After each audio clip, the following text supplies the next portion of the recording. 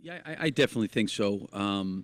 The time that I've got a chance to spend with Paul, you know, similar to Russell from the standpoint of a guy that maybe wasn't as heavily recruited out of high school, and really has had to work and develop and evolve into the player that he's become. And I think that they both can really, really help each other. They're both great guys. I really enjoyed my time with he and his family last week, and then obviously a little bit more here the last day and a half. But I think it starts with the kind of character of both of them, the kind of people that they are, and as competitive as they both are, I think they'll be a very really good match, working well together.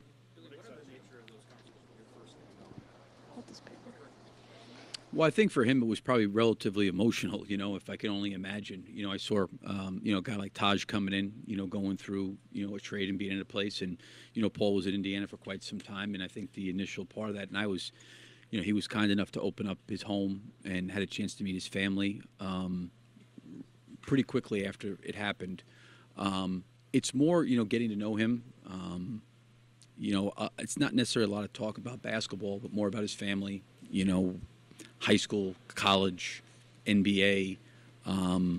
And I think throughout the course of the summer, we'll have more and more of an opportunity to sit down and talk about basketball and those kind of things. But it was really more just to get to know him a little bit more as a person and get to know a little bit more about his family and just his background and what he's been through throughout the course of his life.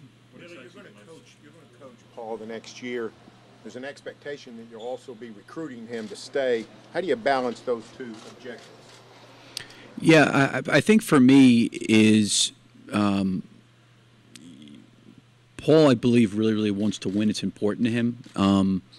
So I think that you can't get focused on something down the road, and you've got to try to, I think, as a coach, do the best job you can each and every day to put the rest of the team, in position for us to play well. And I think that that's a process that has to take place every single day.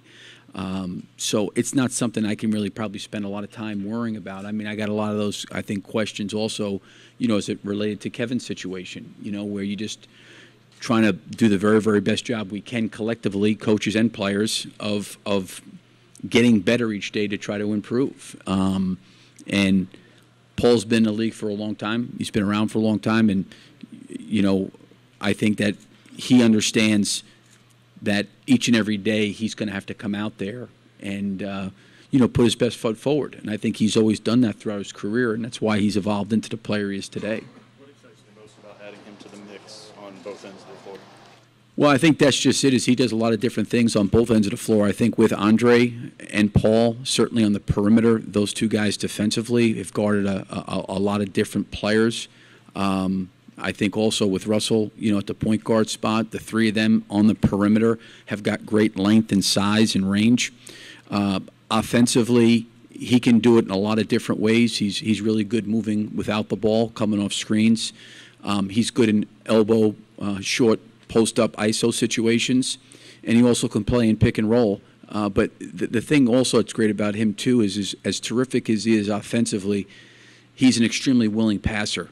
And he tries to make the right play and the right basketball play for the team. Billy, you've always placed a high emphasis on defense. Looking at the potential for this team's defense next season, that's got to get you pretty excited. No, I am excited. Certainly, Patrick Patterson's a unique player defensively. Raymond, the same thing, and obviously Paul. Coupled with a Steven Adams and an Andre Robertson and different guys on our team, I think that we can be very, very good defensively. The biggest part, I think, going forward, because our team has changed. Even last year, half our roster was different. We were very, very young, and obviously it's changed again. I think an important part for us will be this summer, these guys spending some time with each other, getting to know each other, and developing a relationship and a connection moving forward, that they've got a better understanding of each other going into training camp. Kevin made his decision.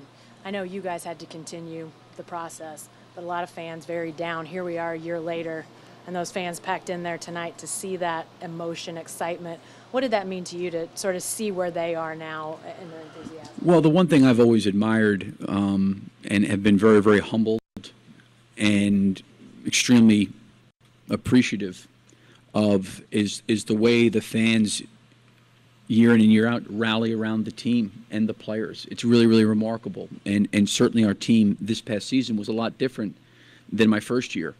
But the enthusiasm and the passion for the team never changes, never wavers. And I think you could see that tonight by the turnout to welcome and greet Paul. It's really a unique and amazing place. And, I don't take our fans and what they do for granted, because it's not like this at a lot of places. And I thought what a great first impression of the people of Oklahoma City and the state of Oklahoma, how they feel about the Thunder. And I think Paul got a really good up close and personal look at that. These veteran additions, came back from that broken leg in the process, and the player he became after that. What does that tell you about the kind of guy that you decided to be? Well, I think it's just part of probably his journey in life. I think when you look at the fact of even talking to him about coming out of high school and then going into college and ending up at Fresno State and then being able to leave after his sophomore year, I mean, obviously he's made an incredible investment into the game, and then he's developing into the player that he is today, an all-star. He goes through a situation where he breaks his leg, a terrible injury, and probably a lot of people question where he would be coming from that injury. And it's a great tribute to him and to his drive of probably going back to the things that made him the player he was, are the same exact things that allowed him to overcome that and get back to where he was before the injury. Billy, you took over this team when you had a top 5 guy in Kevin. Now that you've got Paul, how much does that kind of bring things back to the normalcy of when you first came to the Thunder and when you had Kevin in that small forward position? Yeah, I don't know. I think it's always a little bit different because you're always dealing with different personalities and different players and different things. And I wouldn't, because it's the same position, it's easy to say, okay, it's going to kind of go back to that. But there's no question the level of player that Paul is, of being able to play on both ends of the floor, makes our team better. There's no question about that. So how can we find different ways, unique ways to try to utilize and take advantage of his skill set? And there's different things that he can do that I think will help our team and help the players around him. And that's what you want to be able to do, is have everybody kind of complement each other. Can having a guy like Paul help a guy like Andre when he's sliding back to his position that he played alongside? Yeah, I mean, I guess I probably understand it maybe a little clearer what you said there. Yeah, okay. I mean, I think the one thing for Andre, which I have the utmost respect for, of what he did defensively last year, and I was really, really happy to see him get recognized on the old defensive team, because he really deserved it, because it was every single night, it was a different position on the perimeter that he guarded. And he took that challenge on and really has shown people the kind of defender that he is. And then I think, to your point of Paul's ability to guard so many different positions, we'll have, I think, the luxury of utilizing both of those guys on different situations and different players. Billy, your process right now, have you been consumed with just, you watched a lot of Paul, have you watched a lot of video, have you watched a lot of Patrick and Raymond and all that? Yeah, I mean, I went back, I mean, as much as I can, watch the Cleveland-Indiana series in the playoffs, watch film on Patrick, Raymond. You want to be able to do that just to see different things that they had success in, things that they did well. Looking at what they're doing and how it complements the rest of our guys. So, I mean, I've been spending a lot of time the last week since all this has kind of transpired, watching film. We'll continue to do it, really throughout the course of the summer. Just have new challenges, new things. Oh yeah, I mean, I think that's what you're trying to do. From a philosophical standpoint, there's certain things I really, really believe in offensively that would probably be broad stroke things. But I think if you play the same system all the time, sometimes a system doesn't fit a player, and you have to come up with things. You can have an identity and a philosophy and a style that you want to play, but you also want to be inside of that, put these guys in positions where they can utilize the skill sets that they've been blessed with. And I think that's, our responsibility, my responsibility as a coach and the rest of our staff, is to do that, where we can put these guys in position to be successful. And maybe some of the things that we did last year offensively, may not be the best thing for this team offensively. And you've got to try to figure out what are those things. And for me, going through the film of watching that, I enjoy that part of it, of trying to, figure out ways that we can help complement each other. Billy, what are your Thoughts on using Paul as a ball handler, and then what are the advantages you see of him and the skill set he has at that size of being a guy who could potentially handle the ball for you? Well, off the backboard, there's nobody better from rim to rim than Russell. I mean, he just is. Paul has got a great ability because of his size, because of his ball handling ability, because of his vision to bring it off the backboard too.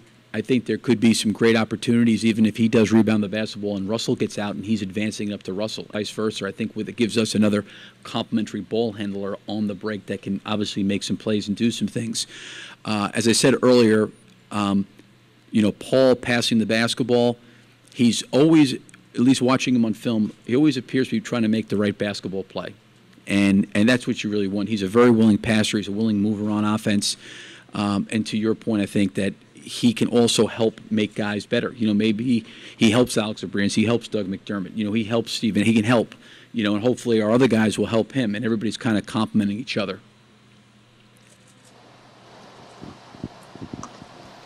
All right. Thanks, Coach. Thank you. Appreciate it. Okay. Thank you. Good to see you.